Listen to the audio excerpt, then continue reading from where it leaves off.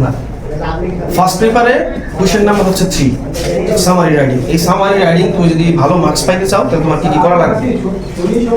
First summary to get a good scoring, ভালো নাম্বারের জন্য যেই কাজগুলো করতে হবে, তোমার কিছু বিষয় অ্যাভয়েড করতে হবে আর কিছু বিষয় রিসিভ করতে হবে। তো অ্যাভয়েডেন্সের মধ্যে দেখো কয়টা টপিক আছে? Only 4। Number 1, ignore examples, ignore examples. আর কি দেখো? Details and repetitions, ignore quotations, avoid slang and complex sentence, don't use your opinion, তোমার মতামত প্রকাশ করা যাবে না। তাহলে এখানে কয়টা হলো?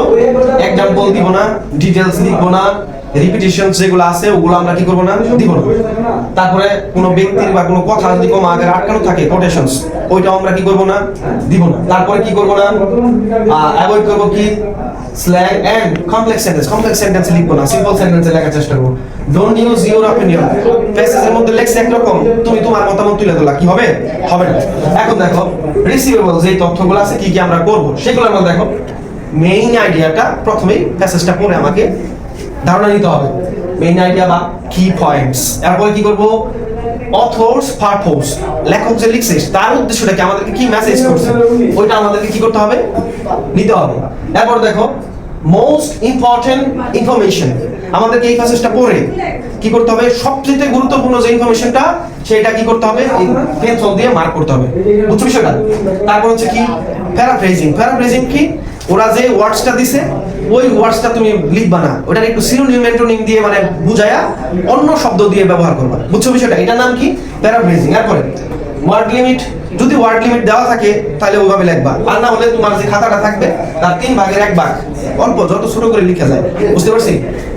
এরপরে কি করবা, ইউজ লিঙ্কাস, লিঙ্কাসটা বেশি বেশি ব্যবহার করার চেষ্টা করবা, লিঙ্কাস। আর যেমন এই যে firstly, however, in addition, overall, অনেক লিঙ্কার আছে, ওই প্যাসেজ অনুযায়ী যেটা যায় লিখবো। আর কি করব, এখানে অথরসের যে অপিনিয়নটা আছে আমরা এখানে লিখবো না আমার অপিনিয়ন, কারটা লিখবো অথরসের অপিনিয়ন।